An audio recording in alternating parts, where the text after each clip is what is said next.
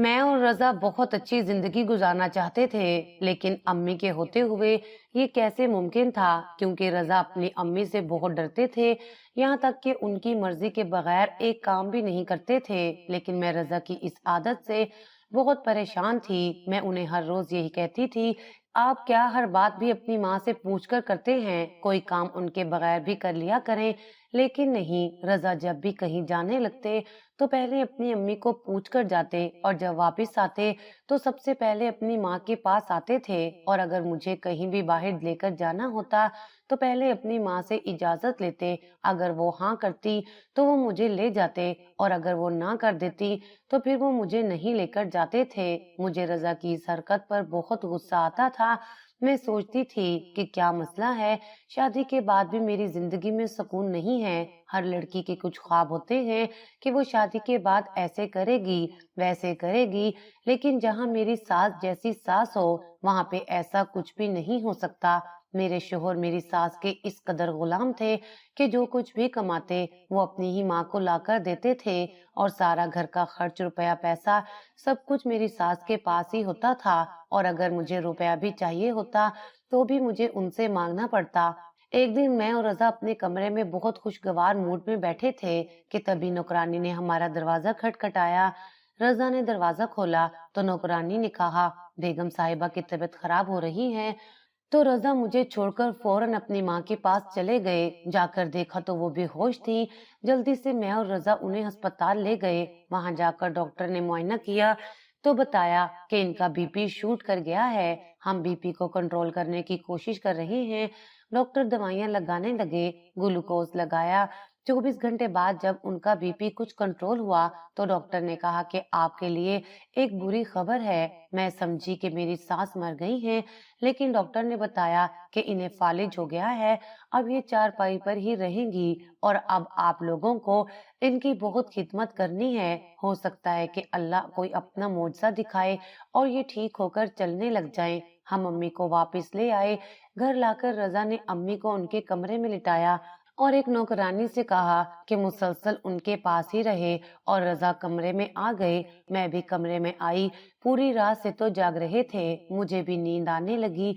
रजा ने कहा कि तुम अभी नहीं सो सकती, पहले तुम किचन में जाओ और अम्मी के खाने का इंतजाम करो, कुछ हल्का फुल्का सा बना दो, फिर सो जाना। डॉक्टर ने कहा है कि हल्की फुल्की गिजा देनी है, इसलिए तुम खाना बनाकर और किसी को कहकर सो जाना कि वो अम्मी को खाना खिला दे। मैंने कहा मैं रजिया से कह देती हूँ, वो खुद ही बना लेगी। रजा ने कहा कि नहीं, मुझे उस पर यकीन नहीं, तुम खुद जाओ और खाना बनाओ। और मैं किचन में गई और खाना बनाया। मेरा दिल कर रहा था कि इस औरत को जहर दे दूं, क्योंकि ये औरत मेरे सुकून की दुश्मन बन गई थी। खैर मैंने खाना बनाया और रजिया से कहा कि अम्मी को खाना खिला देना। और अब मैं सोने जा रही हूँ। मैंने खिचड़ी प्लेट में डाली और अम्मी के कमरे तक छोड़ आई। मैं अपने कमरे में आ गई। अभी मैं लेटी ही थी कि मुझे रजा ने कहा कि तुम सो क्यों रही हो, जाओ देखो अम्मी ने खाना खा लिया है। मैंने कहा मैं खिचड़ी बनाकर दे आई हूँ, अभी वो आराम कर रही हैं, जब उठेंगी तो रजिया खाना खिला देगी। मैं सो गई। शाम को रजा मेरे उठने से पहले ही अपनी अम्मी के कमरे में थे और टांगे दबा रहे थे। मैंने रजा से कहा कि आपने खाना खा लिया है? उन्होंने कहा कि नहीं, मैं बस तुम्हारे उठने का इंतजार कर रहा था। मैंने कहा चलें आ जाएं, मैं खाना बना रही हूँ। मैंने जल्दी से दाल चावल बनाए। मैं और रजा अम्मी के कमरे में ही खाना खाने लगे। अम्मी देख तो सब रही थी, सिर्फ बोल नहीं पा रही थी। ये देखकर मेरे दिल को बहुत सुकून हो रहा था कि अम्मी सिर्फ मुझे देख ही रही थी, इसके अलावा उनसे मुंह तो चलाया नहीं जा रहा था। मैंने कहा कि शुक्र है, अब ये सिर्फ देखेंगी और अब ये हम पर हुक्म नहीं चलाएंगी और ना ही मुझे रोके टोकेंगी। पहले मैं अम्मी के सामने रजा के साथ बैठकर खाना भी नहीं खा सकती थी, क्योंकि अम्मी गुस्सा करती थी कि इज्जतदार लड़कियां इस तरह की बेशर्मी वाले काम नहीं करती। मैंने अम्मी के सामने अपना हाथ रजा के बाजू में से निकालकर बाजू पकड़ा और मैंने अम्मी की तरफ देखा तो अम्मी मेरे हाथ को ही देख रही थी। मुझे बहुत मजा आ रहा था। फिर हमारे साथ वो हुआ जो नहीं होना चाहिए था। रजा ने नौकरानी को निकाल दिया क्योंकि वो अपनी अम्मी की खिदमत में खुद मसरूफ थे, इसलिए वक्त पर ऑफिस ना जा सके तो उनके दोस्त ने उन्हें जलील करके निकाल दिया। रजा घर आकर कहने लगे, समझ नहीं आ रहा कि ये हमारे साथ क्या हो रहा है। पहले अम्मी बीमार हो गईं और अब मुझे नौकरी से निकाल दिया गया है। ऑफिस वालों का कहना है कि मैंने उन्हें बताए बगैर छुट्टियां की हैं, जबकि मैंने उनसे कहा भी है कि मेरी अम्मी बीमार हैं, इसलिए मैंने छुट्टी की और इसी टेंशन में मैं बता नहीं सकता। मुझे माफ कर दें, आइंदा से मैं शिकायत का मौका नहीं दूंगा। लेकिन उन्होंने मेरी एक नहीं सुनी और मुझे नौकरी से निकाल दिया। अब मुझे समझ नहीं आ रहा कि मैं किस तरह घर चलाऊंगा और किस तरह अम्मी की जरूरियात को पूरा करूंगा। अम्मी का इलाज भी इतना महंगा है और अम्मी की बीमारी बहुत ज्यादा तवज्जो मांगती है, क्योंकि दिन में रोजाना अम्मी की मालिश करनी पड़ती है। मुझे रजा ने बताया कि 2-3 छुट्टियों की वजह से उन्होंने मुझे निकाल दिया है। मैंने कहा, आप कुछ भी करें, माफी मांग ले, वापस अपने ऑफिस चले जाएं, क्योंकि इतने पैसे तो हम कहीं से भी नहीं ला सकते जिन पर ये घर चल रहा है। आपने तो ऐसी कोई भी सेविंग नहीं की जिसे हम इस वक्त इस्तेमाल करते जब आपकी नौकरी छूट गई है। रजा ने कहा, तुम ठीक ही कह रही हो, लेकिन मैं माफी मांग चुका हूँ। इसके बावजूद उन्होंने मुझे इस नौकरी से निकाल दिया है। मैंने कहा कि रजा, आपने कैसी खबर सुनाई है? अब हम रजिया को पैसे कहाँ से देंगे? घर का खर्चा कैसे करेंगे? सब कुछ तो आपने ही मैनेज किया हुआ था। रजा ने कहा कि अम्मी बीमार हैं, वरना अम्मी से जरूर पूछता और वो हमारे इस मामले में मदद जरूर करती। मैंने कहा कि आप अम्मी से बात करने की कोशिश करें, हो सकता है उन्होंने आपके पैसों से कोई सेविंग की हो, वो किसी इशारे से ही आपको कुछ बता दें। रजा ने कहा कि मुझे अम्मी के ठीक होने का इंतजार है, फिर मैं कोई काम ढूंढूंगा। चलो तब तक मैं घर ही रह लेता हूँ। ऐसा करते हैं, रजिया को काम से हटा देते हैं और मैं ही अम्मी की नौकरी संभाल लेता हूँ। मैंने कहा, ये आप क्या कह रहे हैं? रजा ने कहा, बिल्कुल ठीक कह रहा हूँ। मैं यही 24 घंटे अम्मी के कमरे में ही रहूंगा और तुम अपने कमरे में आराम करना और तुम बस खाना बना देना, बाकी मैं खुद ही कर लूंगा। मैंने कहा, मुझे इतनी सख्त ड्यूटी की आदत नहीं है, मैं किस तरह इतना काम करूंगी? रजा ने कहा, तुम पर कोई खास बर्डन नहीं है, सिर्फ तुमने खाना बनाना है और बाकी काम मैं खुद कर लूंगा। मैंने कहा, रजिया के बगैर कैसे गुजारा होगा? वो तो बहुत से काम कर देती है। रजा ने कहा, सब हो जाएगा, बस तुम रजिया को पैसे दो और कहो कि सुबह से आने की जरूरत नहीं है। मैंने रजिया को तनख्वाह दी और उसे कहा कि अब कल तुम नहीं आना। उसने कहा कि ये आप क्या कह रही हैं? मैंने कहा कि मैं मजबूर हूँ, मैं कभी नहीं चाहूंगी कि तुम इस घर से कभी भी जाओ, लेकिन रजा ने साफ कहा है कि अब तुम्हें काम पर आने की जरूरत नहीं है। वो सारा काम कर लेंगे, क्योंकि रजा की नौकरी खत्म हो गई है, इसलिए तुम्हें पैसे देने मुश्किल हो जाएंगे। रजिया ने कहा, ठीक है, मैं चली जाती हूँ। इसके अलावा भी अगर आपको मेरी कभी भी किसी भी काम के लिए जरूरत पड़े तो आप मुझे एक कॉल जरूर कर देना। पहले रजा एक बैंक के ऑफिस में अकाउंटेंट मैनेजर की पोस्ट पर थे, वहां से उन्हें 2 से 3 लाख रुपए सैलरी आती थी, लेकिन अब हालात बदल चुके थे और अम्मी भी बीमार थी। इस वजह से कुछ समझ नहीं आ रहा था कि क्या हो रहा है। रजा के एक दोस्त ने रजा को बुलाया और उन्हें एक और नौकरी का बताया। रजा काम करने के लिए तैयार हो गए। जब रजा काम पर चले जाते तो मैं अम्मी के पास रहती। रजा को इस बार मार्केटिंग की जॉब मिली थी और यहाँ से ज्यादा 1 लाख रुपया सैलरी मिलनी थी। रजा सुबह काम पर चले जाते और दोपहर होते ही घर आ जाते और मैं सुबह 12-1 बजे सोकर उठती, फिर अम्मी को नाश्ता करवाती, दवाई देती और फिर अपने दूसरे घर के काम करने लग जाती थी। और रजा दोपहर के 4 बजे तक घर आ जाते और आके अपनी अम्मा की मालिश करते। रजा को इस नई नौकरी से तनख्वाह मिली तो वो अम्मी के बीमार होने के बावजूद भी अपनी अम्मी के हाथ पर रकम रख आए। मैं दिल में सोचने लगी, बीमार होकर भी इस औरत को चैन नहीं है। एक दिन रजा अपने दोस्तों के साथ बाहर गया और घर पर वापस नहीं आया। मैं रजा का इंतजार करने लगी। फिर जब वक्त ज्यादा हो गया तो मैंने कॉल की और कहा, रजा कहाँ है? आप आए क्यों नहीं अभी तक? जल्दी घर आ जाएं, क्योंकि मैं और अम्मी घर पर अकेले हैं। रजा ने कहा, मैं यहाँ दोस्तों के साथ आया हूँ और यहाँ मुझे अब्बू के कजन मिल गए हैं, उनसे बातें कर रहा हूँ, मैं सुबह तक आ जाऊंगा। میں نے کال بند کر دی اور رضا صبح 10 بجے گھر آئے۔ مجھے بہت غصہ آ رہا تھا، لیکن میں نے دیکھا کہ ان کے دوست بھی ان کے ساتھ ہمارے گھر آئے، اس لیے میں خاموش ہو گئی۔ میں تو رضا کی امی کے پاس کمرے میں ہی صوفے پر سو گئی تھی۔ میں نے رضا کی غیر موجودگی میں امی کی مالش بھی کی۔ رضا اور ان کے دوست ڈرائنگ روم میں بیٹھے تھے۔ میں نے سوچا کہ رضا ابھی اپنی امی سے ملنے آئیں گے، لیکن رضا نے ایسا نہیں کیا اور وہ سیدھا اپنے کمرے میں سونے کے لیے چلے گئے اور صبح اٹھ کر سیدھا کام پر چلے گئے۔ 2-4 دن سے رضا اپنی امی کے کمرے میں ایک بار بھی نہیں گئے تھے اور نہ ہی انہوں نے ایک بار بھی اپنی امی کو دیکھا تھا۔ مجھے بہت عجیب لگ رہا تھا۔ کچھ دنوں سے میں سوچ رہی تھی کہ رضا کا سلوک اپنی ماں کو لے کر تبدیل ہو گیا ہے۔ 3 سال سے مسلسل رضا اپنی ماں کی بستر پر ہی خدمت کر رہا ہے، لیکن اچانک رضا کا سلوک کیسا ہو گیا ہے، مجھے بہت عجیب لگا۔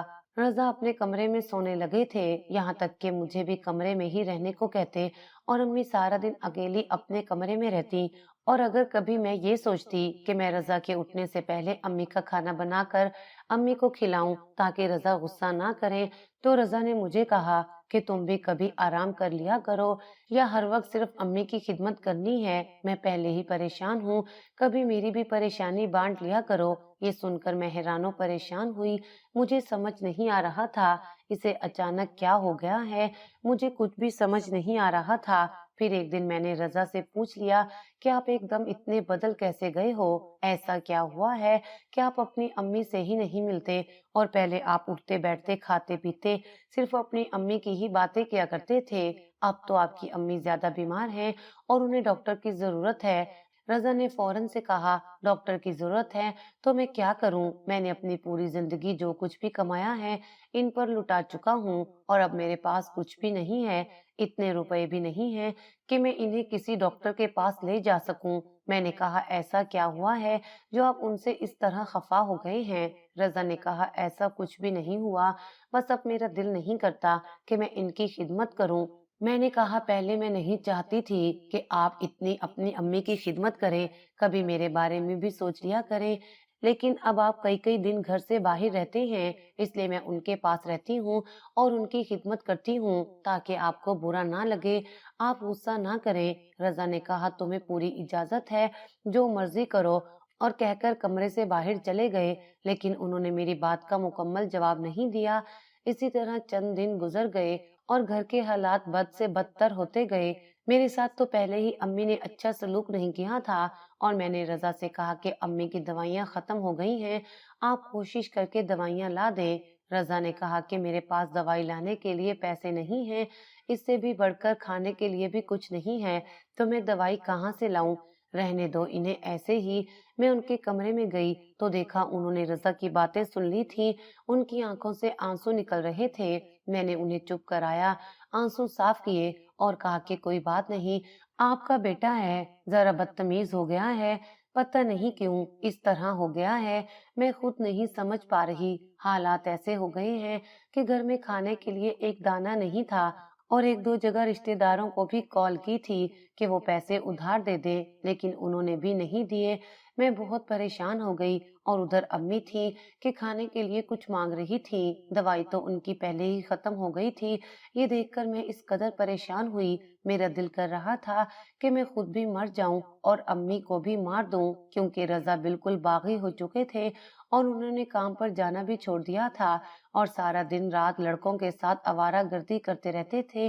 میں اور امی بالکل اکیلے رہتے تھے۔ میں نے ارادہ کر لیا کہ میں امی کو زہر دے دوں گی، اس لیے 2 دن میں کھانے میں زہر ملا کر امی کو کھلاتی رہی، اور تیسرے دن امی یہ دنیا چھوڑ کر چلی گئی۔ جب میں نے رضا سے کہا کہ رضا امی کو دیکھے، امی کو کیا ہو گیا ہے، امی مر گئی ہیں، تو رضا نے کہا، ایسے کیسے مری ہیں، تم نے تو نہیں کچھ کیا۔ میں نے کہا کہ میں نے ہی کیا ہے، کیونکہ تم ہماری طرف کوئی توجہ نہیں دے رہے اور ہم بھوکے ہیں۔ مجھ سے امی کی حالت دیکھی نہیں گئی، کیونکہ پہلے ہی وہ بہت تکلیف میں تھی، اور اب یہ فالج اس وجہ سے میں نے امی کو آہستہ آہستہ زہر دینا شروع کیا، اور آج امی مر گئی ہیں۔ رضا نے زور سے چیخنا چلانا شروع کر دیا اور مجھے اپنی امی کے بیڈ کے ساتھ باندھ دیا اور چلاتے ہوئے کہنے لگا، یہ تم نے کیا کیا؟ تم نے امی کو مار دیا، अब देखना मैं तुम्हारे साथ क्या सलूक करता हूँ। जो मुझे अम्मी नहीं दे सकी वो अब मैं तुमसे वसूल करूंगा। मैं रोने लगी और कहने लगी, आप क्या बोल रहे हैं? आपको क्या हो गया है और आपने मुझे क्यों बांध दिया है? प्लीज मुझे खोले। मैंने बड़ी मुश्किल से रजा से खुद को छुड़वाया और अपने घर वालों को कॉल की और बताया कि रजा की अम्मी मर गई हैं। 1 घंटे बाद हमारे रिश्तेदार इकट्ठा होना शुरू हो गए और उन्होंने रजा से भी अफसोस किया और रजा था कि फूट फूट कर रोता जा रहा था। मुझे उसकी कुछ समझ नहीं आ रही थी कि उसको क्या हो रहा है। कभी ये एकदम बहुत ही सेंसिटिव बन जाता है और कभी एकदम पत्थर दिल हो जाता है। मैं सोचने लगी, न जाने इसका कौन सा रूप सही है। खैर मेरी सास को दफना दिया गया। जब मेहमान अपने घर भी चले गए और मैंने सोचा कि अब मैं सुकून से रहूंगी, तभी मुझे रजा ने कहा, सब मेहमान चले गए हैं। मैंने कहा, जी रजा। रजा ने कहा, बहुत अच्छी बात है। अच्छा हुआ कि अम्मी वक्त पर ही चली गई।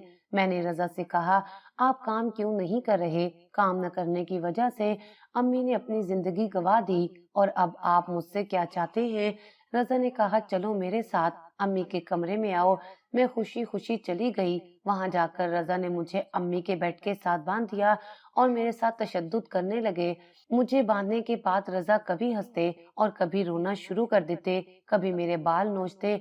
मैं बहुत परेशान हो रही थी और रोती जा रही थी कि ये रजा को क्या हो गया है? इतना सुलझा हुआ इंसान ऐसे कैसे बदल गया है? मेरे रोने से रजा को मुझ पर तरस आ गया और उन्होंने मुझे खोल दिया और मुझे चुप करवाने लगे। फिर मुझे पानी पिलाया। मैं बार बार उनसे यही कहती जा रही थी कि आपको क्या हो गया है?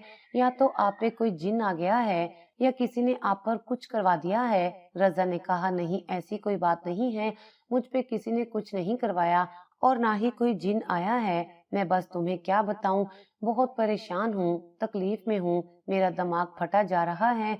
मुझे ऐसा लगता है मेरे दिमाग की शरियानें फट जाएंगी और मैं मर जाऊंगा। मैंने कहा कि आप ऐसे क्यों कह रहे हैं? रजा ने कहा कि तुम मुझे बताओ, मैंने अपनी माँ की खिदमत करने में कोई कमी छोड़ी है?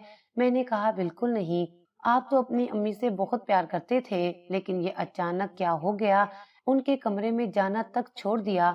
रजा ने कहा, जब कोई आपके साथ बहुत अच्छा सलूक करता है तो बदले में आप भी उसके साथ अच्छा सलूक करते हो, और जब कोई बुरा सलूक करता है तो उसके साथ बुरा सलूक करना चाहिए। मैंने कहा, आप ठीक कह रहे हैं, लेकिन मुझे समझ नहीं आई किसने आपके साथ बुरा सलूक किया है।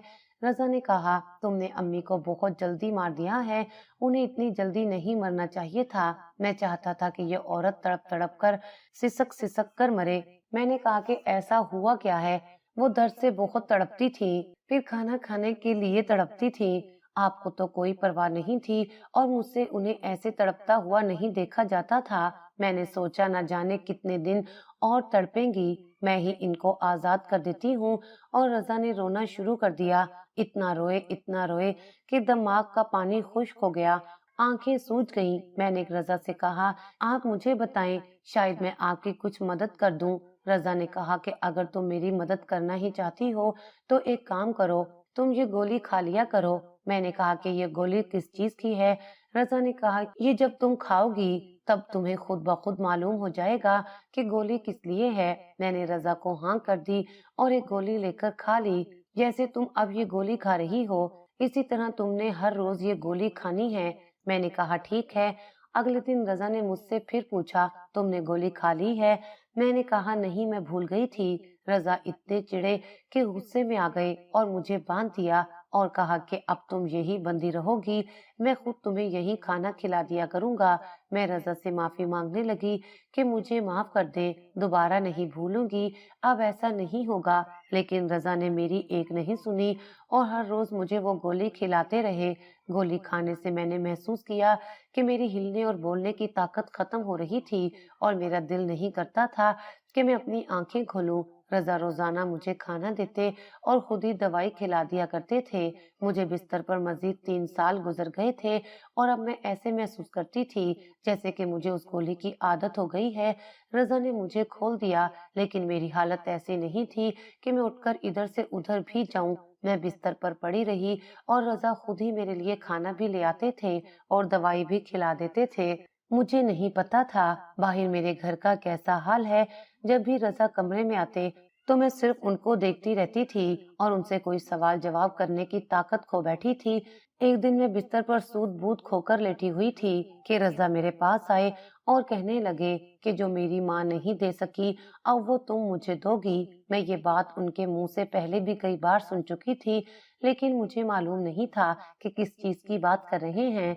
रजा मेरे पास आकर बैठ गए और खुद ही बातें करने लगे। मैंने रजा के मुंह से ऐसी ऐसी बातें सुनी जिन्हें सुनकर मेरे पाँव के नीचे से जमीन निकल गई और मैं सोचने लगी कि मुझे उम्मीद नहीं थी कि रजा ऐसे भी कर सकते हैं या ये सब रजा ने किया होगा। रजा ने मुझे बताया कि तुम्हें पता है कि मेरा अम्मी के साथ सलूक क्यों तब्दील हुआ था। तुमने कई बार मुझसे पूछने की कोशिश की, लेकिन मैंने जवाब नहीं दिया क्योंकि वो वक्त सही नहीं था और अब वक्त आ गया है कि मैं तुम्हें सब कुछ बता दूं। रजा ने कहा कि जब मैं अपने दोस्तों के साथ गया था तो वहां मुझे अब्बू के कजन मिले थे। उन्होंने मुझे बताया कि ये अम्मी मेरी सगी अम्मी नहीं है, ये मेरी सौतेली माँ है और इन्होंने जिस तरह मुझ पर दबाव डाला हुआ था उसी तरह मेरे अब्बू पर भी दबाव डाला हुआ था। और जब मैं छोटा था तो ये मुझ पर बहुत जुल्म किया करती थी। मुझे कई कई घंटे कमरे में बंद रखती और इन्होंने प्रॉपर्टी के कागजात पर भी खुद ही अब्बू से दस्तखत करवा लिए थे और सब कुछ अपने नाम करवा लिया था। और इसी सदमे से मेरे अब्बू भी इस दुनिया से चले गए क्योंकि ये सब कुछ रजा का था जिस पे इस औरत ने कब्जा कर लिया था। अम्मी ने कभी भी मेरे साथ अच्छा सलूक नहीं किया, खुद खाना घर पर नहीं बनाती थी और अपनी सहेलियों के साथ बाहर जाकर खाती थी और मुझे खाना ही देना भूल जाती थी। वैसे तो मैं कई बार ख्वाब में देखता था जिसमें कि एक बच्चा कमरे में रो रहा होता है और कहता है मुझे माफ कर दे, मैंने कुछ नहीं किया, प्लीज मुझे खाना दे दे। लेकिन मैं समझ नहीं पाता था कि ये कौन बच्चा है जो मेरे ख्वाब में इस तरह आकर रो रहा होता है। मुझे मेरे ख्वाब की वजाहत तब हुई जब मुझे मेरे चचा ने ये सारी बातें बताई और उन्होंने ये भी कहा कि हम इसलिए तो तुम्हारे घर नहीं आते क्योंकि तुम्हारी सौतेली माँ एक बहुत ही खतरनाक औरत है। उसने तुम्हारे अब्बू को बिस्तर पर रखा और उसका इलाज भी नहीं करवाती थी, बल्कि जायदाद के लिए उन्हें गलत अद्वियात दे दिया करती थी। मैंने दिल में सोच लिया कि अब मैं यही सब कुछ अपनी माँ से वसूल करना चाहता था और तुमने उन्हें पहले ही मार कर सब कुछ खत्म कर दिया। अब इसीलिए तुम्हें उनकी सजा भुगतनी पड़ेगी। मैं बिस्तर पर लेटी रोने लगी। रजा ने मेरे हाथ पांव सीधे किए और कहा अब मैं तुम्हारे साथ भी यही कुछ करने वाला हूँ। क्या तुम्हें पता है कि जब मेरा सलूक अम्मी के साथ तब्दील हुआ था, मैं काम के सिलसिले में घर से बाहर रहने लगा था और तुम अम्मी की खिदमत करती थी। उन दिनों अम्मी ने तुमसे कहकर वकील को घर बुलवाया था और अम्मी ने ये सब कुछ तुम्हारे नाम कर दिया है। और जब मुझे ये मालूम हुआ कि सब कुछ तुम्हारे नाम हो गया है तो मुझे तुम पर भी शदीद गुस्सा आया और अब मैंने सोचा है कि मैं तुम्हें भी ऐसे ही मार दूंगा जिस तरह तुमने मेरी अम्मी को जहर दिया है और मैं ये सब कुछ अपने नाम करवा लूंगा। मैं दिल में सोचने लगी कि उस दिन एक आदमी घर आया तो जरूर था, लेकिन वो किसी भी तरह से वकील नहीं लग रहा था। तो फिर रजा कैसे कह रहे हैं कि अम्मी ने सब कुछ मेरे नाम किया है।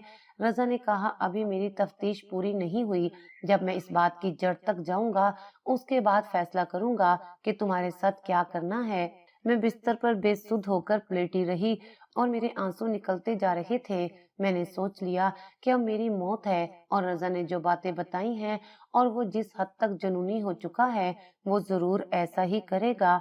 मैं दुआएं करने लगी कि काश कोई मसीहा आ जाए और मुझे इस दलदल से निकाल दे, मुझे ठीक कर दे, मेरा ठीक तरह से इलाज करवा दे। एक दिन रजा बाहर से आए और अपने कमरे में सीधा आकर सो गए। बाहर का मेन दरवाजा खुला ही रह गया था। बाहर से रजिया गुजर रही थी और उसने दरवाजा खुला देखा तो उसे मेरी याद आई और उसने कहा कि क्यों ना मैं बेगम साहिबा को मिलती चलूं। उसने मुझे कमरे में देखा तो मैं अम्मी के कमरे में लेटी हुई थी। रजिया ने मुझे देखा और कहने लगी बेगम साहिबा ये आपका क्या हाल हो गया है। उसे देखकर मेरी आंखों से आंसू निकलने लगे और मैं कोशिश करने लगी उसके आगे हाथ जोड़ने लगी, लेकिन रजिया समझ गई। उसने कहा कि मैं आपको डॉक्टर के पास लेकर जाती हूँ। इतने में उस कमरे में रजा आ गए और रजिया पर्दे के पीछे छुप गई और रजा ने फिर मुझे एक गोली खिलाई और बातें करते रहे और कहा कि बस थोड़ी देर है, तुम भी मर जाओगी। मुझे तुम्हें इस हालत में देखकर बहुत खुशी हो रही है। मुझे ऐसे महसूस हो रहा है जैसे कि ये तुम नहीं अम्मी ही हो, क्योंकि मेरी हालत रजा की अम्मी की तरह हो गई थी। उन्हीं की तरह कमजोर और चेहरा भी मेरा बिगड़ चुका था। रजा बाहर चले गए और रजिया बाहर आई और उसने कहा, मैं समझ गई हूँ कि आपके साथ क्या हो रहा है। उसने पास रखी टेबल से वो गोली उठाई और डॉक्टर के पास ले गई। रजिया ने डॉक्टर को वो गोली दिखाई तो डॉक्टर ने कहा, ये किस पागल डॉक्टर ने लिख कर दी है। रजिया ने कहा कि आप ये छोड़ें कि ये गोली किसने लिख कर दी है, बस आप ये बताएं कि गोली किस लिए है। डॉक्टर ने बताया कि ये गोली हम उन मरीजों को देते हैं जो मरीज बहुत ज्यादा अस्पताल में तंग करते हैं, शोर मचाते हैं, चीजें तोड़ते फोड़ते हैं। हम उनको दिमागी सुकून देने के लिए ये गोली देते हैं, लेकिन इस गोली को ज्यादा इस्तेमाल नहीं करना चाहिए। कभी कभार के इस्तेमाल के लिए ये गोली है। लेकिन ये आपके पास इतनी सारी गोलियां कहाँ से आईं? रजिया ने कहा कि ये मैं आपको अभी नहीं बता सकती। ठीक है, अब मैं चलती हूँ और अगर दोबारा कभी जरूरत पड़ी तो मैं लाजमी आपके पास दोबारा चक्कर लगाऊंगी। रजिया मेरे पास घर आई और घर का दरवाजा बंद था। रजिया ने चुपके से गेट फलांगा और सीधी मेरे कमरे में आई और उसने मुझे सारी बात बताई कि डॉक्टर ने क्या कहा है। फिर रजिया ने कहा कि मैं तो डॉक्टर से पूछना ही भूल गई कि अब इस दवाई का असर खत्म करने के लिए क्या दिया जाए। रजिया फिर चली गई और उसने डॉक्टर से पूछा कि अब उसे क्या करना चाहिए। डॉक्टर ने एक और दवाई लिख कर दी और कहा कि ये खिलाओ और इसके खाने से मरीज आहिस्ता आहिस्ता अपनी पहली हालत में आना शुरू हो जाएगा। रजिया बेचारी न जाने किस तरह 5,000 रुपया जमा करके मेरे लिए वो दवाई लेकर आई और उसने मुझे रजा की दी हुई गोली खाने से मना कर दिया और कहा कि जब वो आपको गोली खिलाए तो आपने गोली नीचे नहीं लेकर जानी, बल्कि अपनी जुबान के नीचे रख लेनी है और उनके जाने के बाद आप वो गोली थूक दीजिएगा और जब मैं आया करूंगी और मैं चुपके से वो गोली उठा लिया करूंगी। रजिया ने मुझे डॉक्टर की बताई हुई सही वाली गोली खिलाई और चली गई और कहा कि कल फिर आपको दवाई खिलाने के लिए आऊंगी। रजिया की दवाई खाने से मुझे ऐसे महसूस हुआ जैसे कि मुझ में जिंदगी पड़ गई है, जबकि मैं किसी भी किस्म की मरीजा नहीं थी। मेरी उंगलियों में पहली दफा हरकत महसूस हुई और मुझे महसूस होने लगा कि शायद अब मैं बच जाऊंगी। रजिया के जाने के बाद रजा आए और रजा ने फिर मुझे वो गोली खिलाई। मैं गोली खाने के लिए मुंह नहीं खोल रही थी, लेकिन रजा ने जबरदस्ती मेरा मुंह खोला और गोली मुंह में रखी और पानी पकड़ने लगे। इतनी देर में मैंने मुंह से गोली हिलाकर जुबान के नीचे कर दी थी और रजा ने पानी पिलाया और कहा कि आज के बाद ऐसा ड्रामा किया तो मैं तुम्हें छोड़ूंगा नहीं, और चले गए। अगले दिन जब रजिया आई तो मैं उससे बोलने की कोशिश करने लगी। रजिया को ये देखकर बहुत खुशी हुई। उसने कहा कि मुझे लग रहा है कि डॉक्टर की गोली में असर है, क्योंकि आप आज बोलने की कोशिश कर रही हैं। रजिया ने कहा कि आप बोलें, मैं आपको सुन रही हूँ, लेकिन मुझसे ठीक तरह से लफ्ज मुंह से नहीं निकाले जा रहे थे। रजिया मेरे लिए अपने घर से खाना बनाकर लाया करती थी। इन कुछ दिनों में रजिया ने मुझे इस काबिल कर दिया था कि मैं अपने हाथ से पानी का गिलास पकड़ने लग गई थी और मेरा दिमाग भी ठीक तरह से काम करने लग गया था। और रजा ने अपनी दिमागी हालत को देखते हुए मेरी भी दिमागी हालत खुद अपने जैसी कर ली। अब मैं रजा का असली चेहरा जान चुकी थी और मैं समझ गई थी कि ये एक दिमागी मरीज है। रजा मुझे भी दिमागी मरीज करना चाह रहा है। अपनी इन हरकतों से अपनी माँ को तो मार चुका है और अब मुझे भी मारना चाह रहा है। इसलिए मैंने कई दिन तक रजा की दी हुई गोली नहीं खाई और रजा की दी हुई गोली खाने लगी।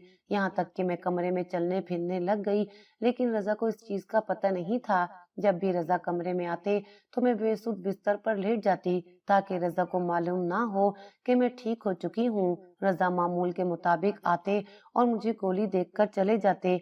मैंने ठीक होते ही रजिया को सारी बातें कहनी शुरू कर दी और मैंने रजिया से कहा कि तुम मुझे यहाँ से निकालने में मेरी मदद करो।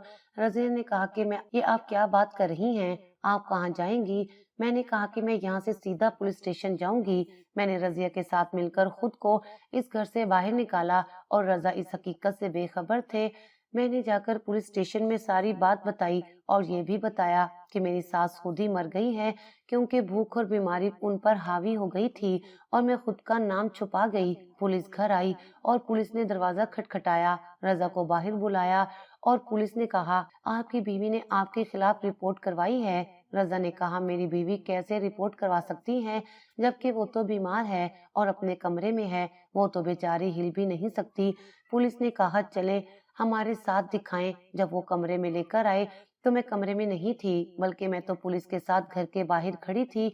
रजा देखकर घबरा गए। वो इस कदर डर गए कि अजीब सी हरकतें करने लगे, चीजें तोड़ने फोड़ने लगे। पहले पुलिस वाले रजा को पुलिस स्टेशन लेकर गए और फिर वहां से उन्होंने रजा को पागल खाने भेज दिया और मैं रजिया के साथ अपने घर रहने लगी।